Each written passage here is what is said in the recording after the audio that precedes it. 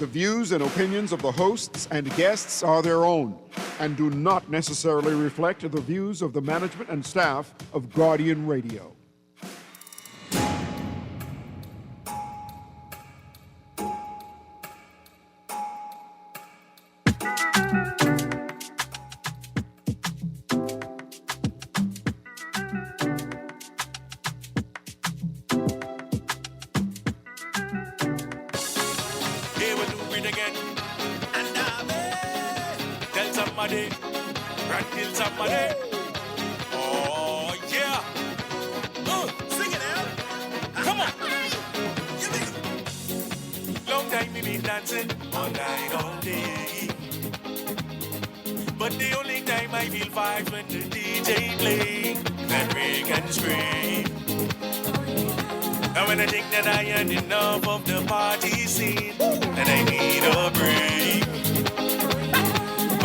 My mind when this beat drop, the music sweet and the vibes hot, and all the gal them wine and jump to the rhythm section. No, so we can't flop. She's whining up in the right spot. She sneak up deep, but she got gun. And when I make my move and walk over to shoot my shot, ooh, look how she can't stop. She whining to the one drop. Make the waist go tick tock. She feel piping now she acts stunned. And when I get up on you tonight, don't be shy. Hold on tight, enjoy this ride. Good yawning this morning, and welcome back to Guardian Radio 96.9 FM, your station for fresh news, smart talk all day. It is Friday, the 21st of March, 2025, and you are on the clock with Erin, Greene. We have got lots to talk about today. I am expecting a guest in studio. I imagine that they're on their way here. That gives us time to talk about what's in the news. There's lots in the news, but I have to start. I got to ask my producer to send me the name of that song. I love it. Let me tell you all why I love it right now, because the song is obviously contemporary and it's like worldly, right? The one drop, that's a Jamaican rhythm. TikTok, that's a global social media platform. But it's talking about us and our interaction with it, right? So it's like, it's some nice, I say old school, rake and scrape calypso-y mix up. But it's so contemporary with its lyrics and the story that it's telling. I love that song, producer. Thank you for opening the show with that. So listen, we've got lots to talk about. I am expecting Department of Inland Revenue to come in this morning and share with us about their financial symposium for new and growing entrepreneurs and businesses taking place next week, Tuesday, March 25th and Wednesday, March 26th. I'm going to give you all some details about that, whether they are able to make it to studio or not. But this is a conversation that I really hope that we could have today, because this is that, the impact of public policy. We get to get a sense of what is happening in the financial space, specifically related to the Department of Inland Revenue and new businesses. So I'm going to get to that in a moment. There's so much to talk about. There's a fire in London, a massive fire that has affected Heathrow Airport, and I think there are roughly 145,000 people, and possibly more, likely more, have been affected, like in the immediate, have been affected by this fire. The fire has, I think, caused power loss and shortages feeding Heathrow Airport. I remember almost a decade ago, I think coming back from the DR, a regional business trip, and getting into Miami International Airport, flying with American Airlines, all of their flights, like their whole day was just mash up. I'd never seen so many people in one room in the airport before. After waiting about an hour trying to rebook my flight, I remembered we got Bahamas Air at this airport. And I quickly made my way there and was graciously accommodated by the Bahamas Air staff working at that time. I know there are a couple of Bahamians who are presently affected by this disruption in travel, in Heathrow, either whether they were connecting to Heathrow or they're trying to leave Heathrow. Flights have been diverted all across Europe because of this issue. I find that it's interesting because in our papers today, in the front line of The Guardian, we have LNG deals signed. Focal Shell selected is another headline in today's Tribune. But one of the things I think that's potentially an issue, or that's arisen in this conversation about the fires that affected Heathrow's operations, is Heathrow's transition to alternate fuel and alternate energy supply options, including a biomass project. And so I wonder if we are having the conversations necessary to build the strongest energy infrastructure possible. Anyway, I just wanted to make that connection between the Heathrow London fire story and our issues happening locally. I remember when a major proponent of Focal came into the media and said, this talk that Focal or any of its subsidiaries have anything to do with the energy thing, like, y'all are just being kind of ridiculous, eh? Anyway, I'm going to spend some time this weekend going through my notes to determine whether this LNG deals signed, Focal Shell selected, if this is the space that was referenced in that now infamous comment from one of the major proponents of Focal. Again, very interesting story. I'm going to get to the business line portal in a second. This morning, traffic is extremely tight, rough, backed up on the Eastern Road and then on Shirley Street, right? When I entered the Eastern Road from the feeder from my community onto the Eastern Road from Johnson Road, there was like maybe a 4-car or 3-car, maybe the last car just stopped, like to create a barrier. But they didn't turn on their hazard lights, so I'm not sure what was happening. But it appeared to be a 4-car smash-up just in the intersection of Johnson Road and the Eastern Road. And so I figured, okay, that's what has traffic a bit backed up. I turned off before we got to Mackey Street to make my way to The Guardian. Two things, traffic was extremely backed up, but something in particular happens, you know, when it's rainy, when the roads are wet, when it's gray.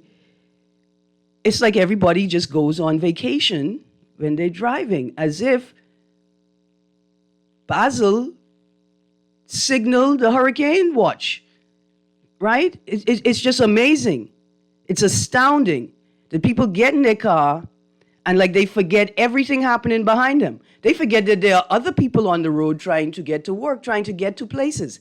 It's always just a hassle in the morning. But this accident at Johnson Road, 4-car smash up, was particularly, it impacted me, but I'm going to tell you why. So yesterday, after I tell the people, if you can't cartwheel, y'all should stop cartwheeling your cars through the road, I came inches away from an accident. Now, accident is the word that I'm using to be polite, but if a car encroaches the intersection on its red light and then decides it's going to turn right on red whenever it gets an opportunity to do so, and they try to do that and they hit a car, that's not an accident.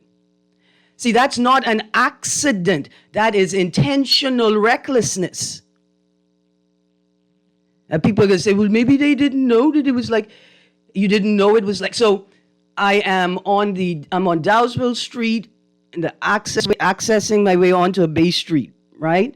The car on Bay Street in the right lane nearest to me has reduced its speed sufficiently to indicate to me that I can get out before them. I can go out onto Bay Street before they cross the intersection.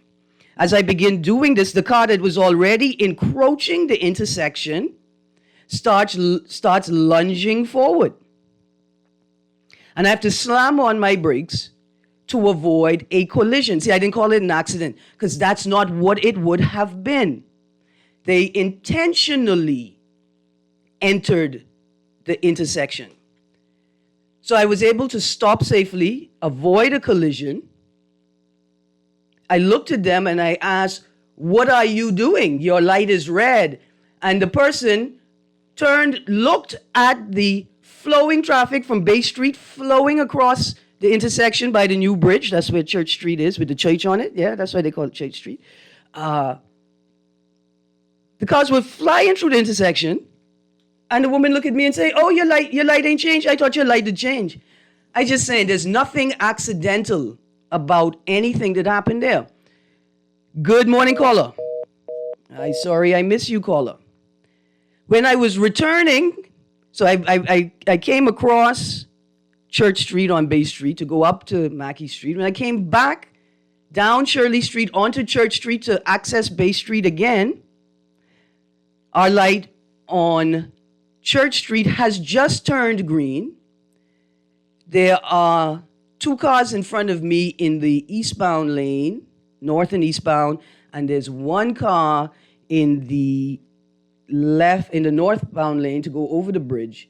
And our light has been green for 3 seconds, and a motorcyclist just decided he's going to run straight through that light, almost getting wiped out by one of those vehicles. Good morning, caller. Hey, morning, Miss Greene. How you doing? I'm good, thank you. How you do? Yeah, right there. I found a solution to your traffic problem. I hearing it. Okay, one, you need to purchase yourself a 1977 Pontiac Bonneville. Mm-hmm. This vehicle is born like a super tank. Mm-hmm. So if someone run into you, no, I shouldn't say when someone run into you, I guarantee you the paint wouldn't even drop off this car.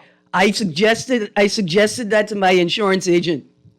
And my insurance agent laughed at me and tell me no, but my insurance agent is also my auntie, so I had to humble myself and rule, you know? But second thing, right? Yes, sir. I think that if everyone just jump in their car and put a blindfold over their eyes, we'd be driving safer. It all makes sense then. Yeah, I have a feeling we would be maybe driving safer, but I ain't gonna do it. All right. Thank you very much. Thank you very much.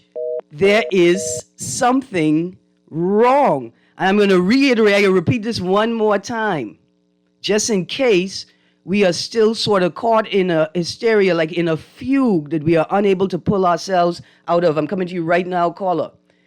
Do you know what you are signaling to the general public when they are observing vehicles assigned to magistrates and judges ignoring traffic controls and breaking them? I don't think you all are paying attention. Let's go to the next caller. Good morning, caller.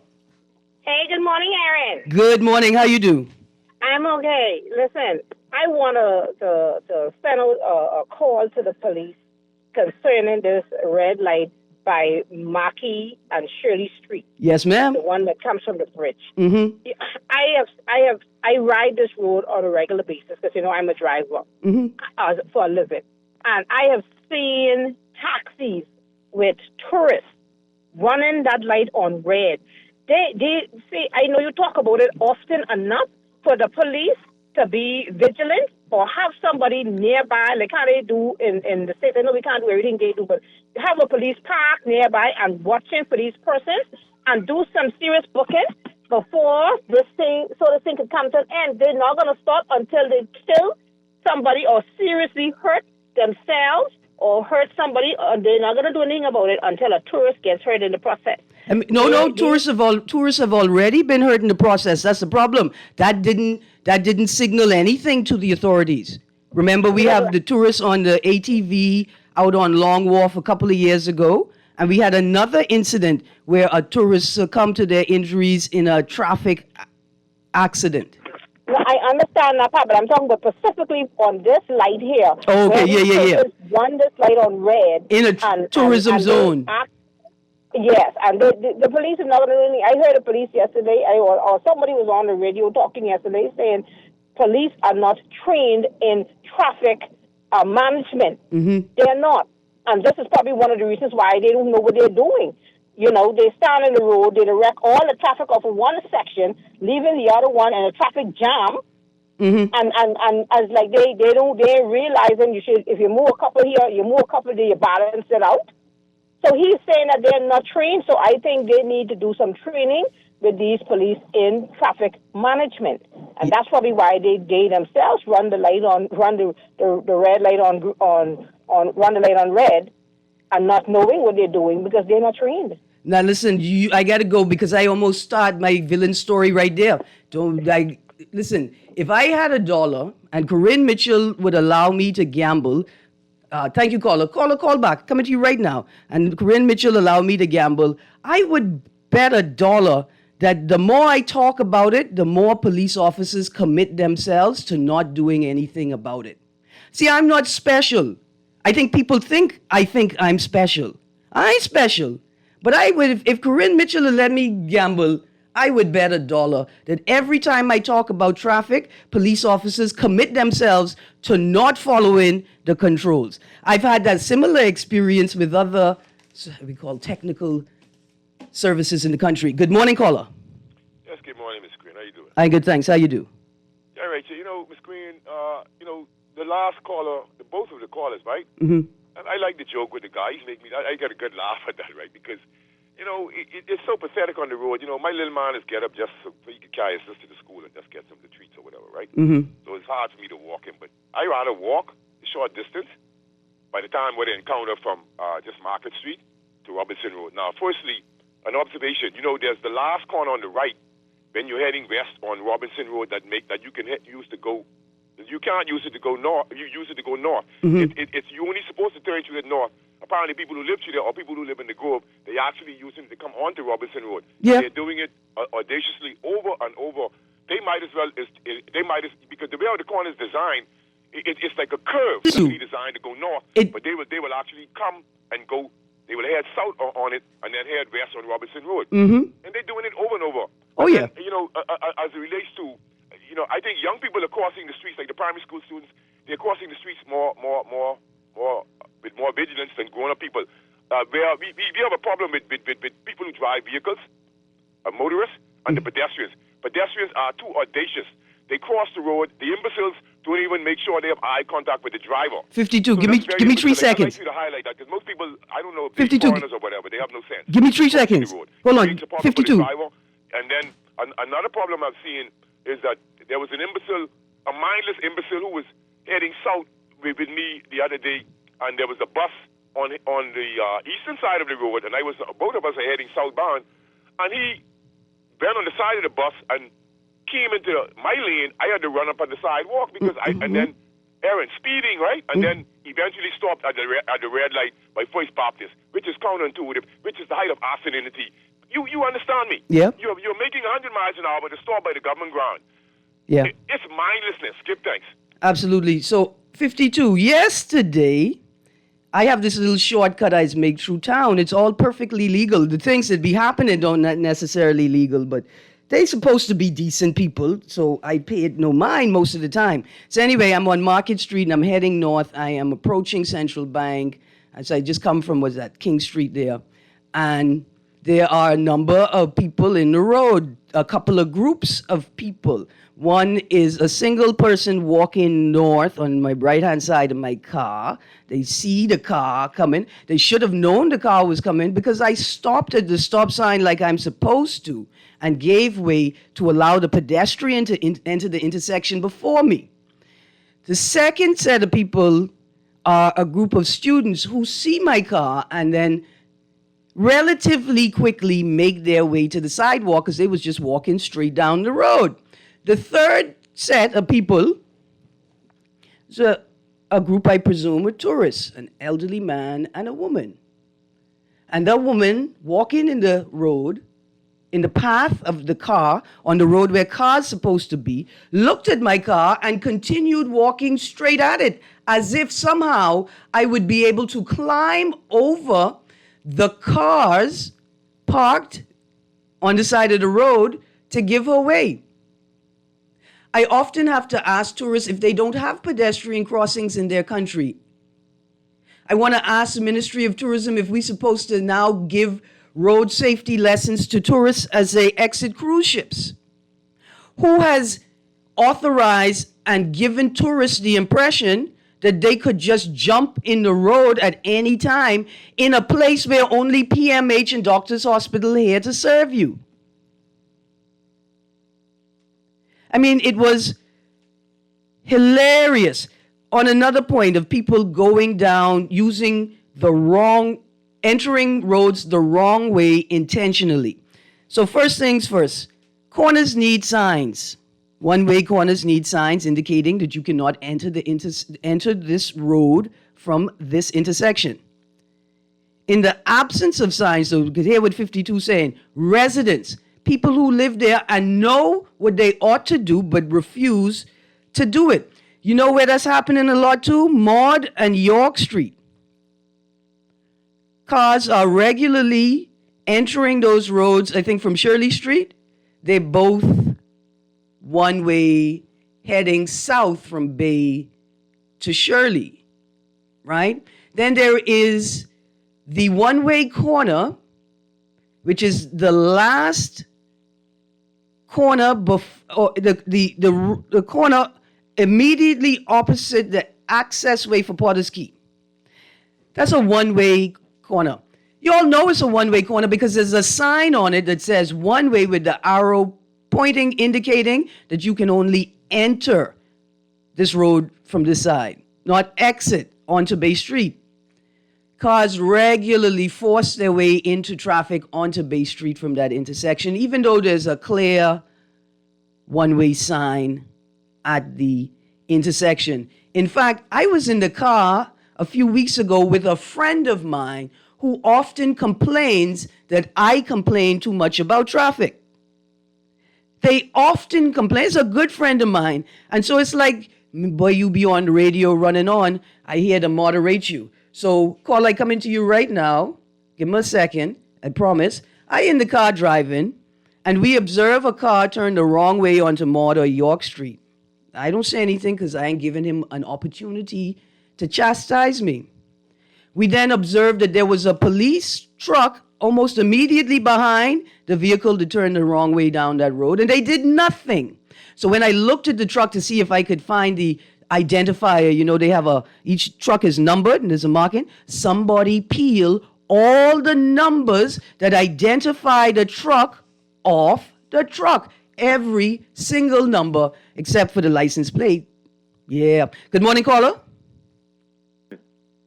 Hey, morning, Ms. Greene.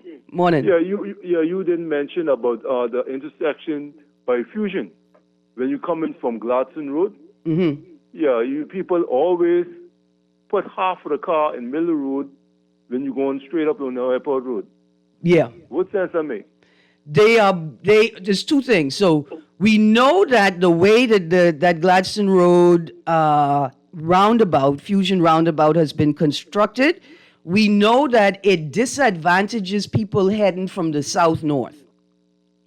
That's it, and west. Right? But what sense make people honking the horn 0.0002 seconds after the light cut on green? That make any sense to you? what if they blow in their horn at the car that ran the light? Boy, I tell you. They're not blowing their horn at you. They're blowing their horn at the car that ran the light. See, because if we don't indicate to people that what they're doing is wrong, they're going to continue doing it. I go into the thing, Market Street runs south. And did you see the video? Okay, here we go. Erin, let me help you solve your traffic woes. Get a dash cam. Okay, here's the thing. I got devices that I can't keep attached to the vehicle because of the condition of the roads. Record the traffic violations and take that video to report it to the police. If the police doesn't respond, report it to Complaints Division. Something has to give. But what I am going to do is I'll tell you what I'm going to do. I'm going to get the professional one. I'm going to get it installed on the glass or something. I ain't going to take it going online. I'm going to hook up, I'm going to partner with someone in the U.S. so we could monetize it. And I putting your business on the internet. That's what I am doing. All right. Text says, police park nearby. There's a police station 10 feet from the light at the intersection of Bay and Nassau Street. Every 15 minutes, you can be assured that multiple cars heading east will run up into the turning lane, then swoosh back over into the eastbound traffic and continue through the light while it's on red. I also told you about the big yellow semi-truck that turned left on red from Bay onto Nassau Street while speeding. My brain stopped for 2 seconds. Caller, you see where Meeting Street is?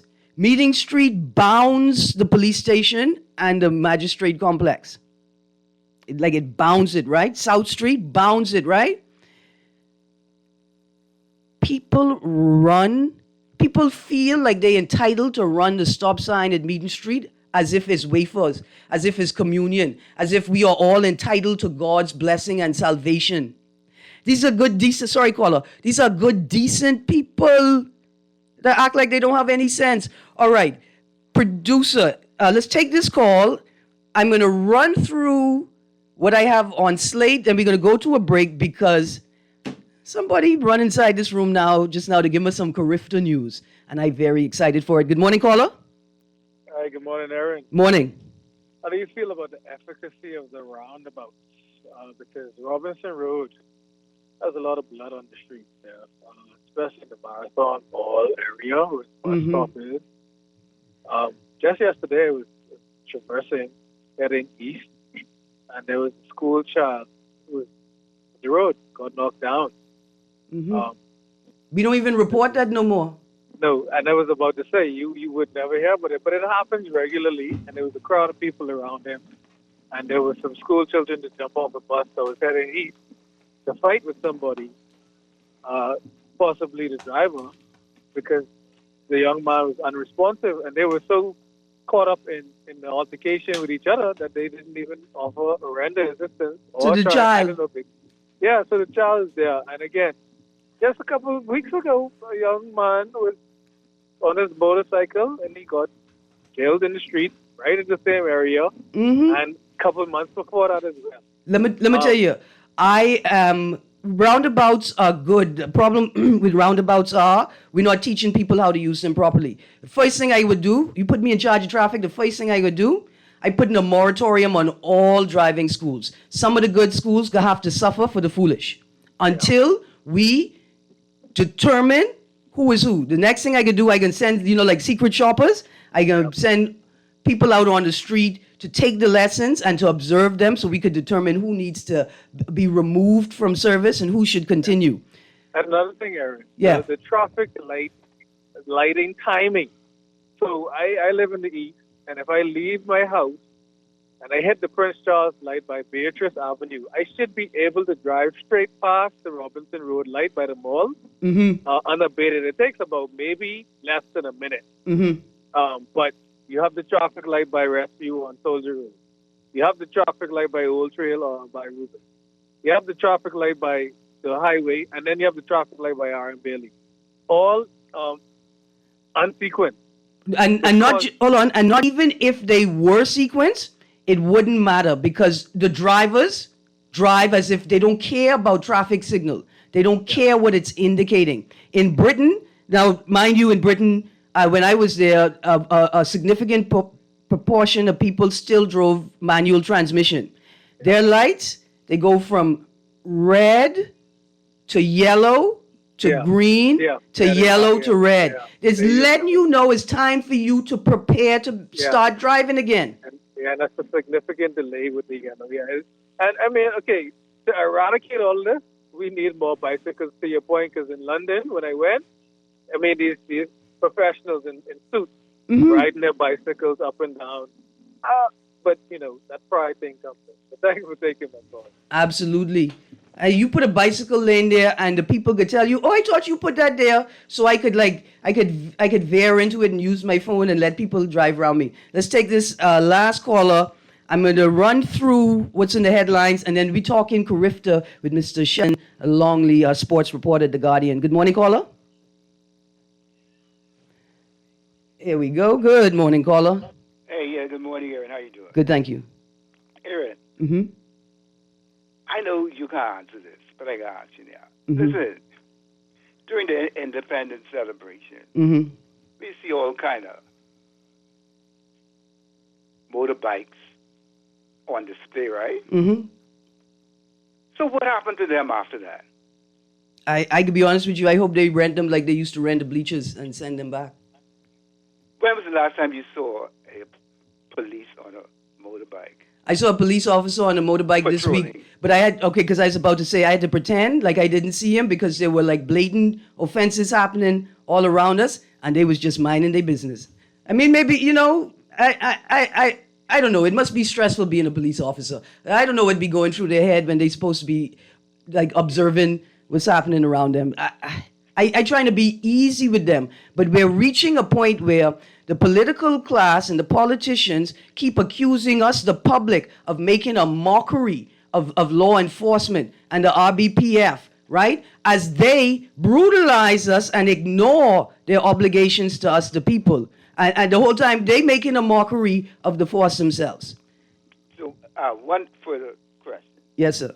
Is it the responsibility of the road traffic department to monitor this, or is it the function of the police? Okay, so what? In one instance, these people are breaking the law, right? Mm-hmm. So we need law enforcement. Okay, and then I think road traffic also has a department that deals with traffic violations as well, or what? Whose responsibility is it? Okay, so like the caller said yesterday, the police enforce traffic controls, and then they deal with accidents and like violations when they're happening or after they happen, right? But so accidents and traffic enforcement. Road traffic is Ministry of Transport. They're supposed to work together, and Ministry of Transport is supposed to say to Royal Bahamas Police Force, look here, like this is the policy. We're concerned about insurance, right? And then the Royal Bahamas Police Force say, okay, when we are enforcing traffic controls, we're going to reinforce the request for insurance. And ensure that whenever you stopping somebody for any offense or even to give them a warning, you now have an opportunity to assess whether they have insurance or not. What you see happening is tax collection exercises where they just stopping people to see if they have insurance, if they're licensed, and they're ignoring the actual offenses taking place. And so, again, like somebody say, Erin, the issue is not that we don't have any laws. We have every, they pass the laws and whatnot, but we don't have no law enforcement here, man. That's the problem, Yes, sir. The government needs to enforce the laws and to be vigilant with it. If it's the law, I can go right now. The other day, China executed four persons for drugs, Mm-hmm. That was their law. But they serious with their law. And the people know the law, so they know, only fools control ranges, they're not. But here, anything bucket goes. Absolutely. Thank you. All right. I'm going to try not take any calls. Let me get through these texts. You should not street. No. Have you seen the parking on the median opposite the Prime Minister's office? They are actually destroying the landscape and roads, and Parks does nothing. Listen, it's like sidewalk made for big truck. I've never seen anything like it. I sure when you take your CDL license training and you get your license, I sure inside there somewhere to remind you you're not supposed to park on sidewalks. They don't care. The people don't care. They have no manners. They've lost their integrity. They've lost their empathy. They don't care.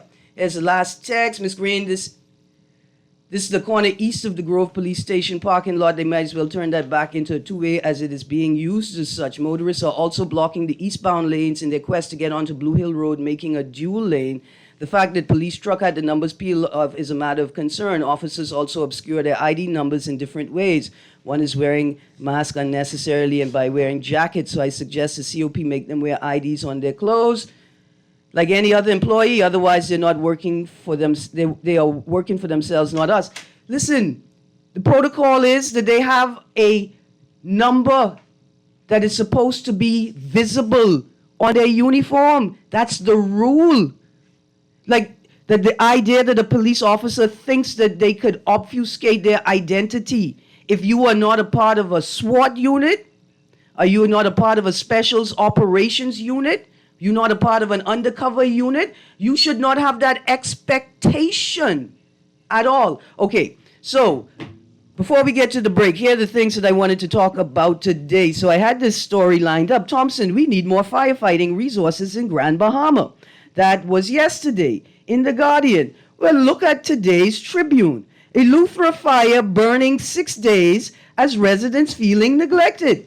Who are these people that keep saying that the fire resources are under control? And why is it, who is it that has told politicians that they could make Family Islanders to feel like this? Because if a fire break out in New Providence, you're trying to put it out to save people's homes. What are you telling people on the Family Islands? This is ridiculous. Okay, here is the next headline I wanted to touch. PM. No more talk on moorings issue. Quote, that's the end of that, close quote, says Davis, despite lack of answers over deal. Prime Minister Philip Brave Davis has dismissed further discussion on the Bahamas moorings controversy, declaring that the matter is closed and suggesting that no one will be held accountable for how the deal advanced without the necessary approvals. Well, I mean, even if he didn't suggest it, what are we to infer? Right? Like, even if he didn't directly imply it, what are we to infer from those words? A 21-year lease signed by Mr. Davis in his capacity as minister responsible for Crown land had granted Bahamas moorings control over 49 moorings and anchorage sites across the Exuma Keys. I just never would have thought that another prime minister would have walked into the faces of Bahamians and said to them, we don't want to talk about it no more. Y'all have issues with it, eh? You don't like how it went, eh?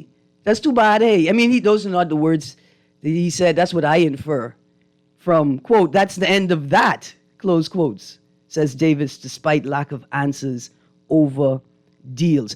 Okay, last issue. I'm just going to give you the details for the Department of Inland Revenue's financial symposium for new and growing entrepreneurs and businesses. I really had hoped that they attended today with a wonderful conversation. So the dates for the symposium, Tuesday, March 25th and March 26th, 2025, 10 a.m. to 3 p.m. daily at the National Baseball Stadium. That's what I got from the article. I presume that's the Andre Rogers National Baseball Stadium. This event is free, and it's open to all entrepreneurs and business owners. All entrepreneurs and business. I wanted the people to come in so I could ask them, do you have to have a business license, though, to be able to attend? I also wanted to pass a little note to them that a couple of people have reached out and said, hey, you know the online portal where you could apply for your business license? It ain't portaling. It seems to be malfunctioning. I hope that they hear that message and attend to it. Symposium focus areas: business license application and renewal process, real property tax overview for business owners, accessing government business support services, VAT registration, filing and payment guidance, tax compliance strategies and financial best practices, business startup and financial assistance. Attendees can expect expert-led sessions, interactive demonstrations, on-site assistance, and real-time Q&A segments throughout both days. The event is live. They're streaming on YouTube. To watch it live, subscribe to the YouTube channel at DIR Bahamas. That's at DIR Bahamas, and you can visit inlandrevenue.finance.gov.bs or at DIR Bahamas for more information. There you go, the DIR Financial Symposium for new and growing entrepreneurs and businesses, Tuesday, March 25th and Wednesday, March 26th, 2025. Producer, please take us to a break. When we get back from the break, we're going to get a Carifta rundown from Mr. Sheldon Longley, representative of the BAAA's and Guardian sports reporter. Stay tuned. We'll be right back. Girl, Junior just showed me Bella Boy on his phone. What you mean? He take picture of that good-for-nothing boy? Shh, She don't want bullet hair. You say that. You know she always say that's my good child. So what he doing in Junior phone? Oh, he there because the police looking for him. He on that wanted list. Wanted persons in your phone now? Yes, child. And when police want to find anybody quick, after something happen, they can send pictures direct to your phone. Go to Google Play or App Store and search for Crack Crime Bahamas, then pick install, and it will go straight to your phone. There is also a section on missing persons? Yes, girl. Everybody needs to get this app so police can tell us right away when these people go missing. Just like an alert system. Yes, it has numbers for Crime Stoppers Bahamas, so you can call and nobody knows it's you. Call directly to Miami and give the information without giving your name or anything about you. I tried the other day, and when I hear Junior and his boys talking about where they hide those guns, I walk quick round the corner and call that number. Call 328-8477 from Nassau or 242-300-8477 from the Family Islands. Pinder is carrying a new line of tile, the Sky series of porcelain. Comes in 4 colors, tones, and shades. There's Sky Noir, Sky Azure, Sky Glance, and this one, Sky Greene. Sky Greene, as you'd imagine, gives you a smoky kind of feel. It's not heavy and depressing, but gives the area a chill feeling. The Sky series comes in 2 formats, 24 by 24 at $5.30 a square foot, 12 by 24 at $5.25 a square foot. I really like this series for big spaces, and being porcelain, they can take a lot of traffic. The Sky series at Pinder Tile. Inland Revenue is here to guide and help you with all things business license and VAT. On March 25th and 26th at the National Baseball Stadium, the DIR will host a financial symposium with multiple government and private agencies. Then in the month of April, learn all about VAT through our in-person and virtual sessions during what we call VAT Education Month. For more information, follow Capital DIR Bahamas on all social media platforms. Everybody Wins Live is bringing you the ultimate giveaway, a brand new Cybertruck. For every $30 spent, you're in the drawing for the ultimate grand prize, a Cybertruck. Drawing live at the Vibes Cartel concert March 29th. You'll also be automatically entered to win tickets to see the world boss himself. 25 lucky winners every single week. Visit everybodywinslive.com to get into the game. See website for full terms and conditions. Must be 18 or over to participate. Love the show? Want to give your support? Become a sponsor today. Call 302-2300 for our rates and packages. That's 302-2300. Become a sponsor on Guardian Radio 96.9 FM. Talk all day. Is this a party or what? This the big bad, sir. Take it out. Oh, yeah. Let's do it, y'all. Tonight the mood is right. Gal them look so nice. Keep on playing this sweet down music. Say the people can't refuse it. Outside in the open air, holding my baby. Good morning. Welcome back to On the Clock with Erin, Greene, man, producer. That song, every time it play it sweet. Every time it played sweet, it reminded me about the Coconut 360 Festival that took place yesterday, Thursday, in Rawson Square from 11 to 3 p.m. I'm a little upset about parts of it. It's a great initiative, but who it for? Who it for and what it for? Anyway, and I jealous. Look at the Prime Minister drinking the sweet coconut water. I know the coconut in that, the water in that coconut sweet. You're having a good time. Anyway, I can fuss about that later. Mr. Longley, how you doing? I'm good. It's always a pleasure. It'll be on the road to Carifta. Yes, indeed. Time is winding down. Ain't long now. No, Easter weekend, as traditional. What edition of Carifta are we at now? We are I think it's the 38th, if I remember correctly. I'm not exactly too sure. All right. How is Team Bahamas looking, track and field? Very good. I cannot remember a time when we've had as much as 50 qualifiers before the Carifta trials, right? So, I mean, it's... the athletes are putting down the times, putting down the distances in the field events, the throws, the jumps, everything seems to be on par. You know, the sprints. The only thing that might be lagging behind a little bit right now is the middle and long distance events. But we had a qualifier in the long distance event at the Grand Bahama High School Championships. So those are starting to come on stream. And we normally get most of our qualifiers at Carifta trials. Okay. So we're excited about that. So we're projecting well over 50. qualifiers. Indeed. Yes, indeed. We're at 50 now. Right, that's what I'm saying. Yeah. Well over by the end of Carifta trials. Yes, indeed. For the last 2 years, we've fielded a team of 80 and 70, right? When we had it at home, we had an 80-member team. Last year when we traveled, it was a 70-member team. This year, I'm predicting it's going to be in excess of 70.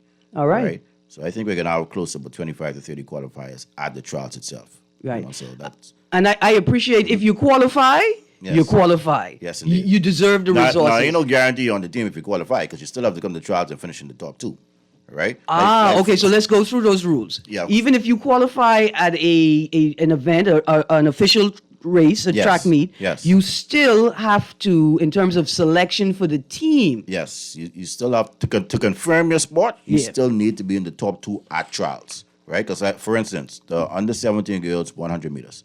Right now, we have 5 qualifiers in that event. 5. Oh, right? boy. And you only could carry 2.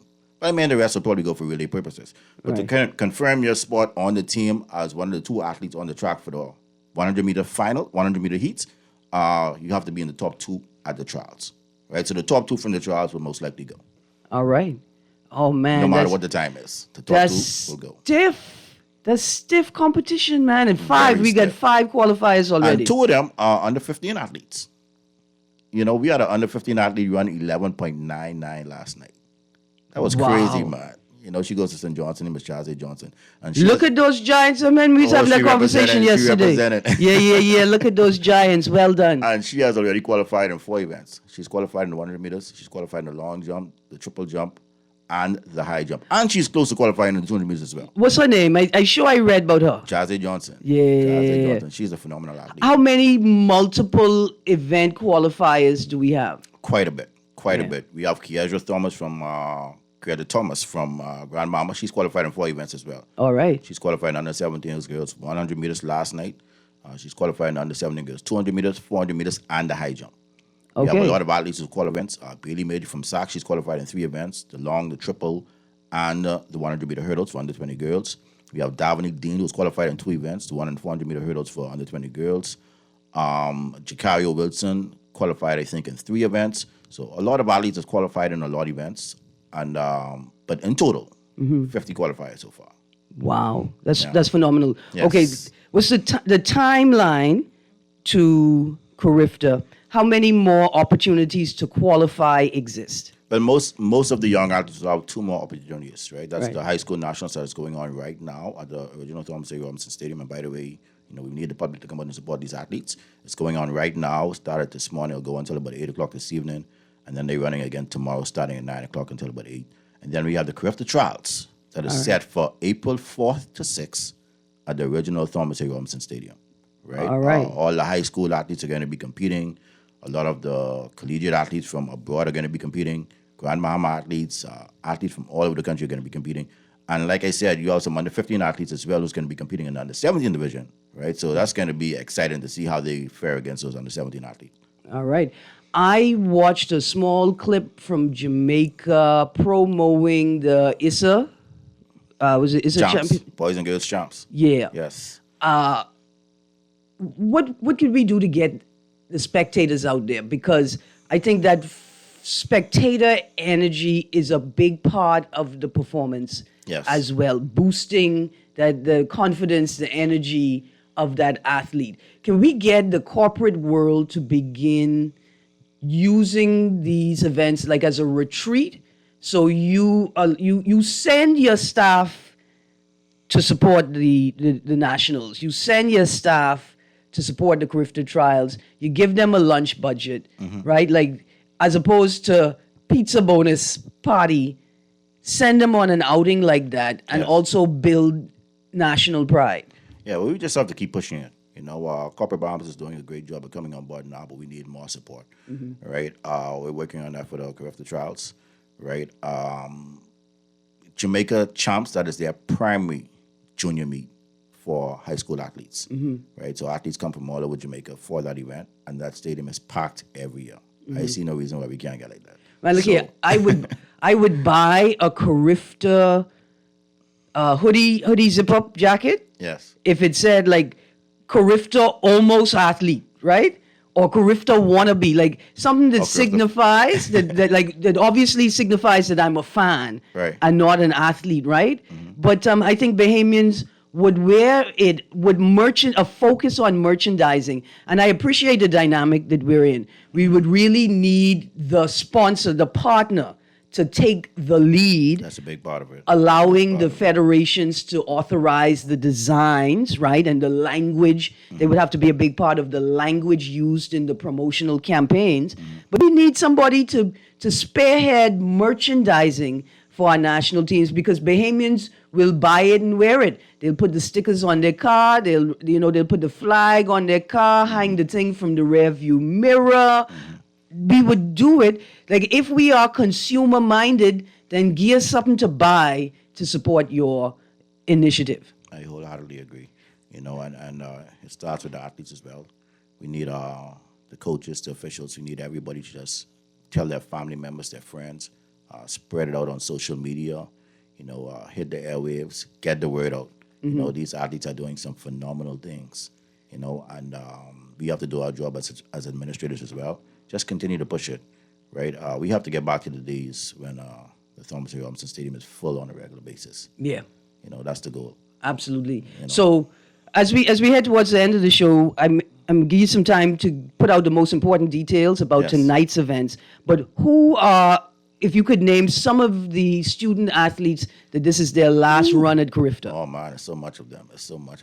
I can tell you now, one of the races that has me so excited is the under 20 boys 400 meters. I can never remember a time when we've had 4 athletes running under 48 seconds, running 47 seconds in the 400 meters, right? And one guy ran 46 last night. That's Zion Shepherd from Freeport, Grand Bahama. And the guy who came second, Zion Davis, ran 47.1. It's a battle of the Zions right now. Wow, look here. He from Grand Bahama. Listen, I didn't know that that's what all the fire was about. I didn't know it was a part of y'all training program. Y'all got these little boy them in Grand Bahama outrunning the fire. They got some athletes in Grand Bahama. They got some athletes in GB. I don't know where they get them from. Yeah, but y'all fix a fire truck. But there's 3 Zions right now who will battle for that 400-meter crown at Carifta Trials. Zion Miller, Zion Shepherd, and Zion Davis. And then you have Aiden Kelly as well. So man, look here. Any church in this country that have Zion in the name need to pick a Zion. That's a marketing tool. And y'all need to come together to support the Nationals and the Carifta team. And y'all decide, you pick which Zion you supporting, and y'all come out there. I tell you now, trust me, that I believe that's going to be our 4x4 team at Carifta. The 3 Zions in Aiden. That's what I believe. Wow. Right? All 4 of them are running 47. Man, look here, Guardian reporters, y'all, let's pick this story up. Get the cameramen together, right? Let's document it, because imagine 4 years from now, these by them actually get to the Olympics and we bust a hole again in the vibe. But see, here's the thing, if you start documenting it now, they could get sponsors and partners who believe in the potential, who believe in the dream. And that's what also propels them to success. Yeah. Oh, man, I'm excited. Okay, so details for Nationals taking place right now. Okay, Nationals is going on right now as we speak. They'll go until about 8 o'clock tonight. We need you guys to come out and flood that stadium tonight, support these young athletes. They start up again at 9 o'clock tomorrow morning. With the field events, I think the track events start at 12 tomorrow. And they will go until about 8 o'clock again tomorrow. So it's going to be exciting. We're trying to get these young athletes qualified for Carifta. And then following that, in about 2 weeks' time, we're going to have our Carifta trials. That's going to be April 4th to 6th. That's starting on a Friday, ending on a Sunday. And then we name our team after that. That's going to be at the same venue over there at the original Thomas A. Robinson Track and Field Stadium. All right. So you're going to come back next week, Friday? It can be every Friday. But listen, if you can't come, because I know you were part of the B3As, right? If you can't come, send someone, man. For sure. Send someone. Let's give these young people the shine that they deserve, because they deserve it. Listen, see, y'all don't know because they polite. These polite children, they could dash any one of us young old people down and get away. They fast. They could park you from a distance with a mango, but they decent, they polite. Doing some phenomenal things. Yeah, we got to celebrate them. Yes. There's 3 events in particular I wanted to mention. Okay. Like I said, under 20 boys 400, under 17 girls 100 meters, under 20 girls javelin. We have 3 athletes who could possibly throw 45 meters. That's Tasia Stubbs, defending champion, Diore Scott, and Kamara Strawn. And Yeah, like I said, under 17 girls, 100 meters. 5 right. girls qualified in the 100 meters. It's going to be outstanding. Absolutely. I wish you had popped in a little earlier because then we could have talked about the World Indoor Championship That's taking going on place. right now as well. Yeah, we could talk about that next week when you come, the results of that, how the Bahamians did. I have a text here. I think they're saying call the documentary Track Trinity of Zion, right? Track Trinity of Zion. I like it. That's a good headline. Yeah, let's start documenting it now. Also, I got one picture. Listen, if anybody making a Bible, I got one picture of Sherwood Ramming. Y'all better put this boy Sherwood Ramming to play Ronnie Butler when we make this big movie. Anyway, you've been on the clock with Erin Greene. Thank you, Sheldon Longley, Guardian reporter, representative of the B3As. Guardian Radio AM with C.A. Nuri is up next.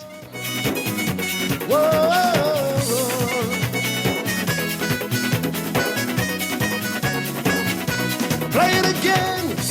This is Guardian Radio 96.9 FM, streaming on GuardianTalkRadio.com and the Guardian Radio app, Nassau, Bahamas.